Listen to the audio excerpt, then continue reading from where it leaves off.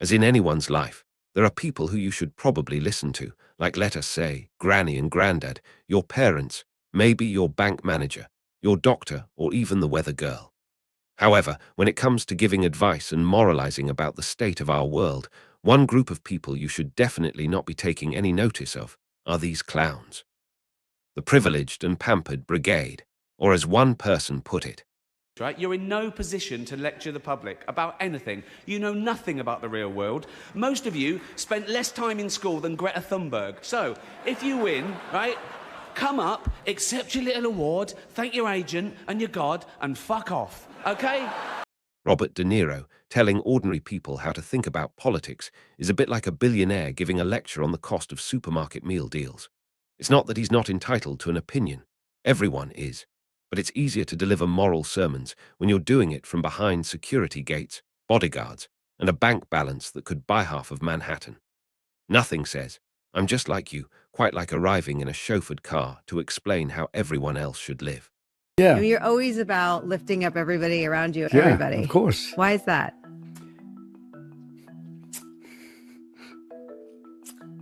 You have to. You have to lift people up. Why? You have to bring them together. Period. You can't divide people. Well said, Bobby. But what about the people who don't exactly see eye to eye with you? He's a punk, he's a dog, he's a pig, he's a con, a bullshit artist, a mutt who doesn't know what he's talking about, doesn't do his homework, doesn't care, thinks he's gaming society, doesn't pay his taxes. He's an idiot. Colin Powell said it best. He's a national disaster. He's an embarrassment to this country. It makes me so angry that this country has gotten to this point, that this fool, this bozo, has wound up where he has. Oh dear, Bobby, where did all the love and togetherness go? But I'm sure his $500 million fortune will ease any further suffering he may have. Mark Ruffalo's political lectures always have a certain Hollywood magic to them. It's easy to champion big, sweeping policies when your biggest border issue is deciding where to build the next privacy hedge. Everyone's entitled to an opinion, of course, but political sermons tend to sound a little different when they're delivered from a multi-million-dollar mansion on your sprawling 50-acre rural estate in the Catskill Mountains. There's certainly no illegal migrants living in that neck of the woods. We get to see who's really making our lives unbearable and who's making us so desperate. It's not the immigrants, it's the billionaires. Of course it is the fault of the billionaires. Who else? But one does wonder how much of his paltry $35 million fortune he's got set aside to give away to all those worthy causes. Let's continue with another act of sincerity. Another celeb who's giving it to you straight from the heart. Such passion, such emotion. Let the cringe fest continue with probably the worst example of teleprompter reading you are ever likely to see. Walks of life have planted a flag in hopes of creating a better future for themselves and their families. And you are the ones who are going to send the message that Nevada is Harris country.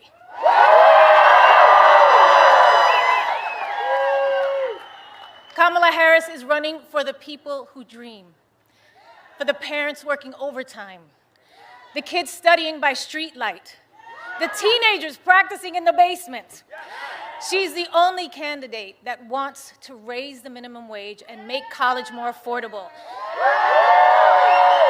Keep the Department of Education and even put a teacher in the vice president's job.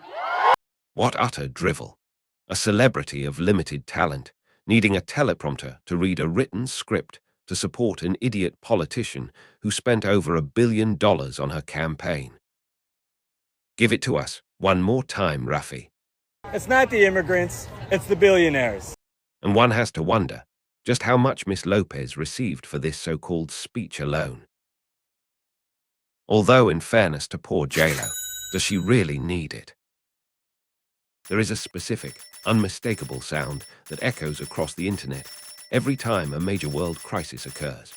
And it's not the sound of Taylor Swift's private jet bouncing around the globe, nor is it the sound of diplomats shuffling papers or analysts poring over maps. It's the sound of a C-list actor, best known for playing a sentient spatula in a straight-to-streaming commercial, deciding that they are the sole beacon of truth the world has been waiting for. But being talented, which you are, isn't the same as knowing things or having the credibility to advise people on their politics. You rail against privilege, but you avail yourself of the greatest privilege of all, to remain clueless. You can't argue with a straight face, or even a gay face. That the Academy in 2026 still overlooks minority achievement, or that Hollywood is biased in favor of all white people, just Australians.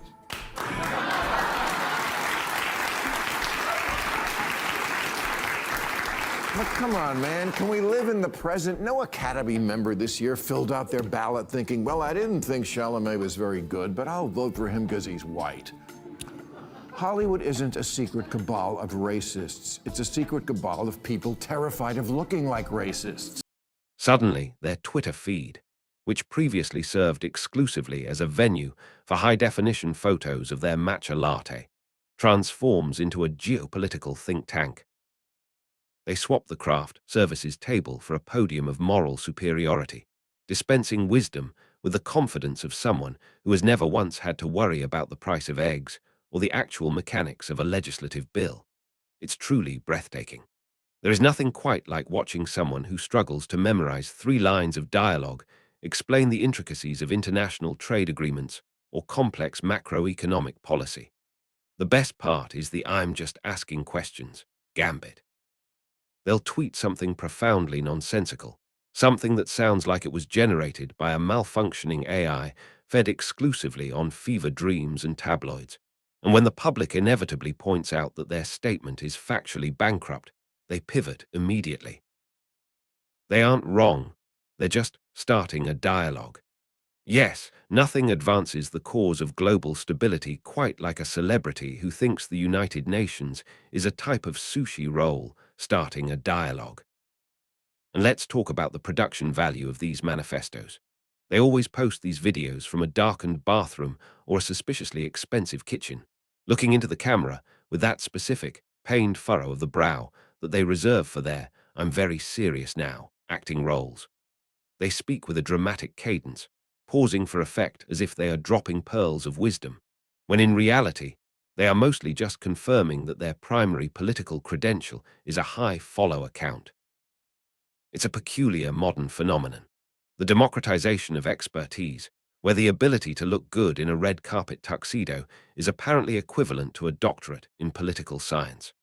We live in an era where, if you can convincingly pretend to be a doctor on a soap opera, the public assumes you have a nuanced take on global public health policy.